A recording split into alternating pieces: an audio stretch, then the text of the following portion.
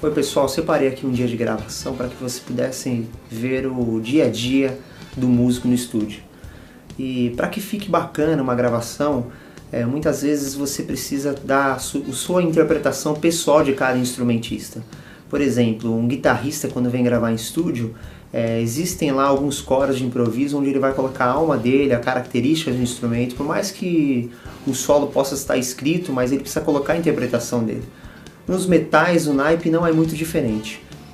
Hoje nós estamos aqui com uma gravação onde o arranjo está todo escrito, porém algumas particularidades que a gente coloca do nosso instrumento vai dar um colorido diferente ao arranjo escrito pelo produtor, pelo maestro que fez a composição desses arranjos. Vamos ouvir um pedacinho? Eu vou pegando com vocês parte por parte para mostrar o que nós mudamos no que já estava escrito.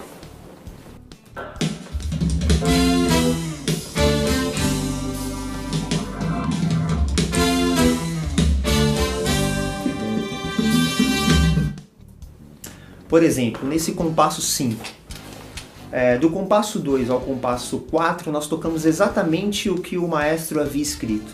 Mas no compasso escrito, número 5, não tem nenhum tipo de expressão ali escrita, mas nós achamos que ficaria coerente fazer um crescendo. Então nós usamos a seguinte frase.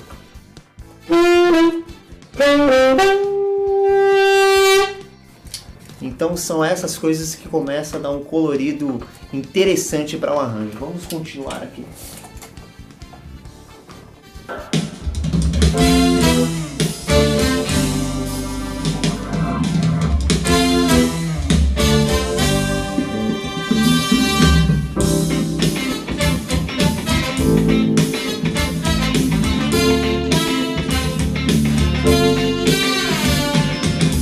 Tá aqui um outro detalhe. Continuando a música, a gente toca o compasso 6, 7, 8 normal. Quando chega no compasso 9, a gente também muda a interpretação. Uma coisa que é muito interessante, que são princípios básicos de quem está tocando em naipe. Primeiro, todo mundo precisa tocar junto. Ninguém pode sobrar 1 milímetro que seja do outro. Todo mundo precisa ouvir o que o outro está tocando, para que vocês consigam se timbrar melhor. Então, durante as gravações você pode reparar que eu uso um fone no ouvido, o outro ouvido fica um pouco mais aberto para que eu consiga ouvir o que a sala está tocando, o que está no ambiente da sala. Assim funciona também com o trompetista que está do meu lado, que é o Danilo Nakayama. Do outro lado está o Ricardo Bueno com o trombone. Então a gente está ouvindo, nós estamos ouvindo tanto o áudio da produção como o áudio somente da sala, para que a gente consiga finalizar as notas no tempo juntos, para que a gente consiga ter a expressão exata igual, para que no final de uma mixagem, uma masterização, a gente tenha um bom resultado. Aqui voltando ao arranjo, no compasso 9 a gente joga uma expressão diferente. Nós temos aqui escrito 2 semínimas e uma mínima. Se nós fôssemos executar esse compasso do jeito que ele está escrito, ele seria só dessa forma.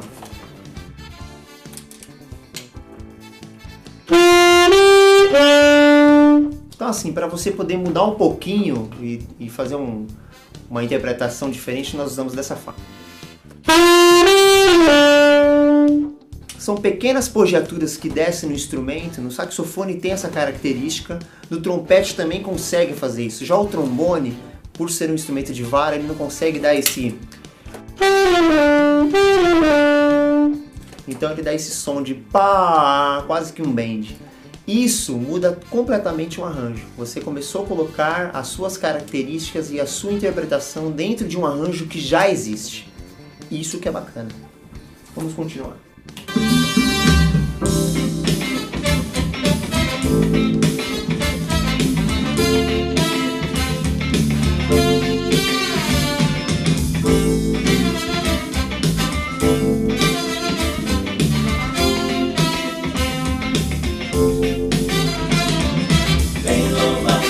compasso 13, por exemplo, você tem algumas formas que você pode executar ele. Você pode executar ele com staccato, ou você pode executar ele ligado, ou você pode fazer uma linguagem mais popular, que no caso foi a forma como nós gravamos, que seria... É quase que notas fantasmas, onde você meio que oculta algumas notas na sua interpretação. Você faz... Ele ficaria... Então, com alguns golpes de língua, os saxofonistas aí que estão de plantão ouvindo, você consegue mudar toda a característica da frase. E fica bacana quando você está fazendo em naipe. Ouvindo aqui esse áudio... Ao meu Senhor, ao meu Senhor. Aqui o que está escrito, se nós fôssemos executar, ele seria mais ou menos aqui, ó.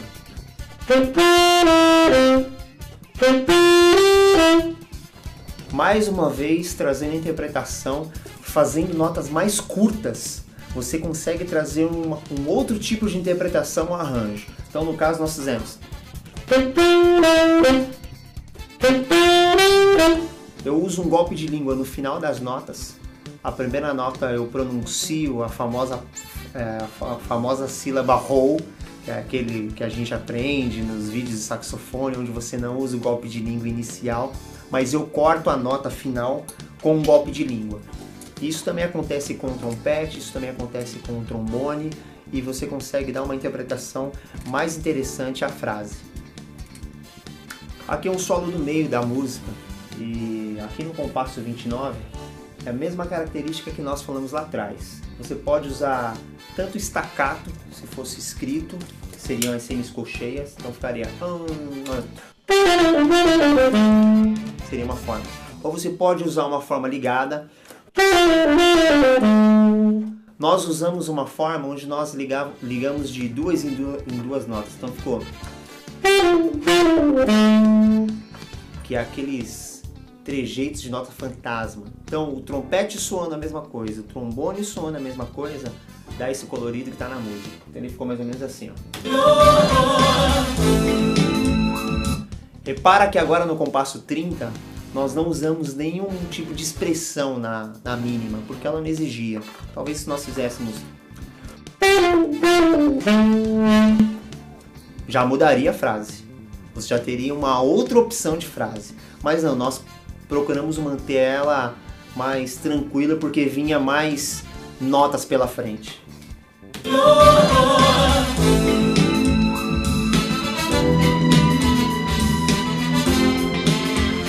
Essa chamada já é legal.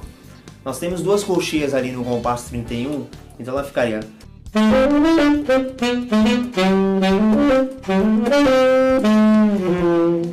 Então, nós optamos por destacar no compasso 31 as colcheias.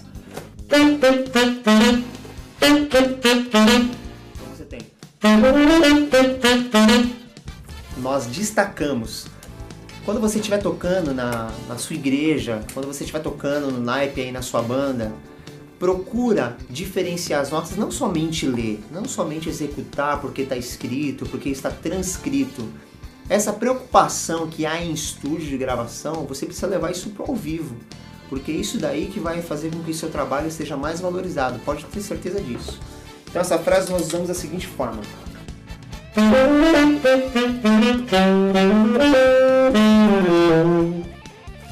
Mesmo efeito que nós usamos lá em cima no começo do vídeo, nesse compasso 32, que são semínimas apenas, então elas estão escritas dessa forma. Poderíamos tocar isso, mas por que não fazer algo mais interessante? Então ela ficou... Aí depois ele continua.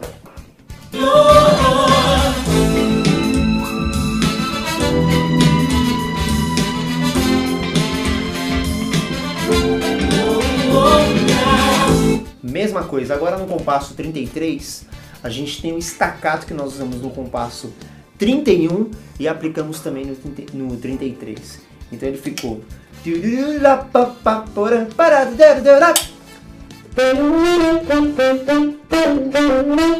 Essa última frase é muito bacana, porque ela está escrita assim. Ou a gente pode fazer. Mas não, você joga uma interpretação que ela fica.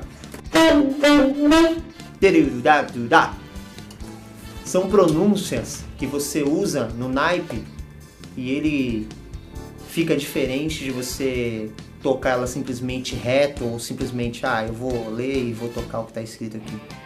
Então se preocupa com cada frase que você for fazer, seja ela no ao vivo, seja ela em estúdio, seja ela onde você estiver tocando, que o seu trabalho vai ficar muito melhor.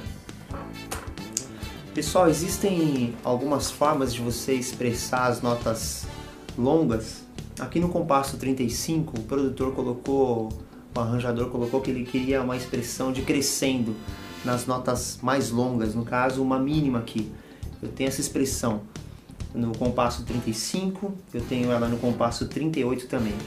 Gostaria só de pegar uma frase e te dar 3 exemplos de expressão que você pode usar. Por exemplo, eu poderia pegar esse compasso e executar da seguinte forma. Ou.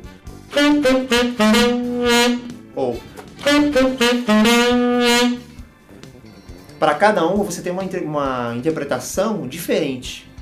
Nós usamos uma interpretação como se fosse 2 semínimas ligadas, e nós acentuamos o tempo 1 e o tempo 2. E gravamos da seguinte forma.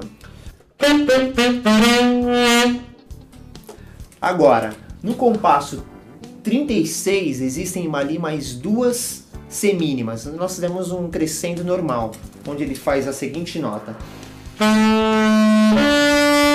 Normal.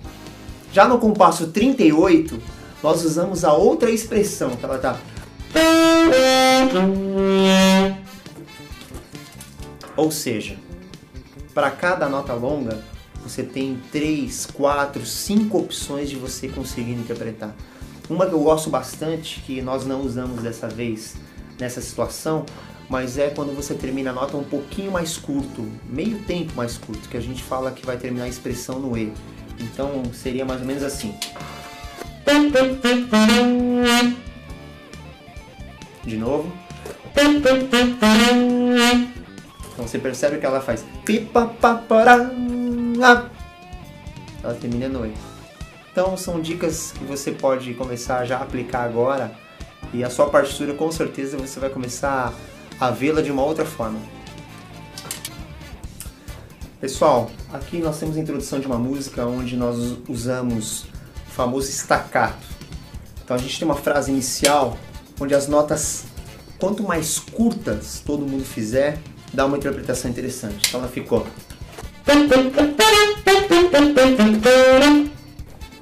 Não está escrito isso. Aqui está escrito. Ela tá assim. Mas aí vem mais uma vez a interpretação um pouco mais agressiva. Você tá tocando um funk.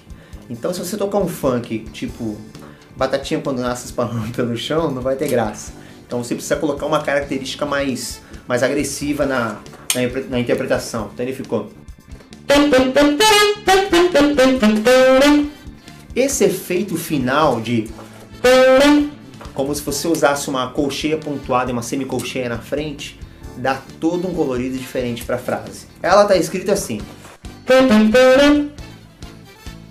Mas nós fizemos assim. Sacou? Lá na frente você tem também uma expressão de nota longa. Então ele fica.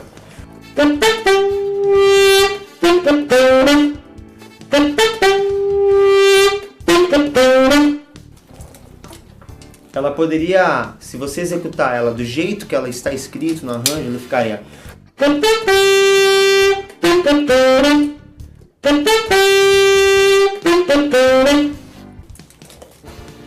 Então é isso que eu venho falando desde o início dos vídeos, até mesmo da outra música.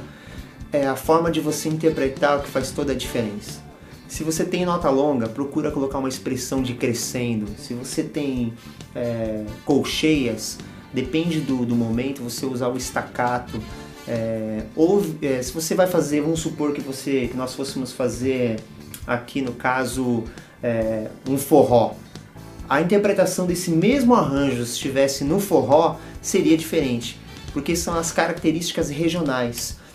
Uma dica para você que está querendo aprender mais sobre naipe: existem músicos como Earth in the Fire, você tem algumas bandas como Incógnito, que existem várias frases de naipe que, se você começar a prestar atenção agora no crescendo, na interpretação, numa apogiatura, você vai ouvir tudo isso, essas bandas fazendo Tower of Power. E aqui, se você ouvir as bandas de axé, um abraço aí pro meu amigo Júnior Maceió, se você ouvir Ivete, se você ouvir Cláudia Leite, se você ouvir essas bandas, você vai encontrar dentro dos arranjos esse tipo de interpretação, que você pode aplicar aí onde você estiver tocando, ok? Essa frase, por exemplo, ela está terminando com C mínima aqui na escrita, então ela ficaria assim. Mas nós fizemos uma apogiatura que nós chamamos de up, então ela fica.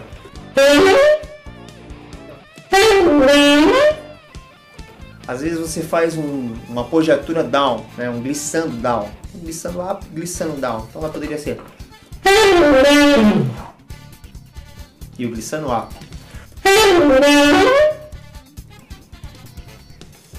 Aí mais uma dica bacana, viu? Bom, pessoal, espero que vocês tenham gostado dessas dicas. Eu acredito que vai ser muito importante se você colocar em prática um pouquinho do que a gente falou. Eu, no início das gravações, eu não tive alguém que pudesse pegar e me ensinar essas coisas. Então foi aprendendo com músicos mais velhos, com pessoas mais experientes, que eu consegui adquirir essa bagagem. Até hoje eu não encontrei no YouTube alguém que pudesse ensinar, eu não encontrei nas apostilas alguém que pudesse escrever a forma como tocar em naipe. Então é coisa do dia a dia, é coisa de você estar colocando em prática, de você estar testando. Muitas vezes nós fazíamos algumas frases e não dava certo, a interpretação não ficava tão bacana. Então entre a gente ali são 3 músicos tocando como se fosse uma só voz. Então quando você for tocar, a partir de agora, analise frase por frase, teste possibilidades que você poderia aplicar ali na hora da sua execução. Como que você poderia fazer melhor? Pergunte para o seu colega de naipe como é que vocês poderiam, porque o trompete, por exemplo, ele tem características diferentes do saxofone, o trombone tem características diferentes do saxofone. 3 saxofones tocando tem características diferentes de naipe dos outros instrumentos de metal. Então é questão de vocês sentarem, analisar, estudar e chegar num denominador comum, e você vai ver que o seu dia a dia vai trazer para você uma bagagem onde os 3 vão tocar sem mesmo se olharem, já vão entender e interpretar o arranjo que vai estar ali escrito.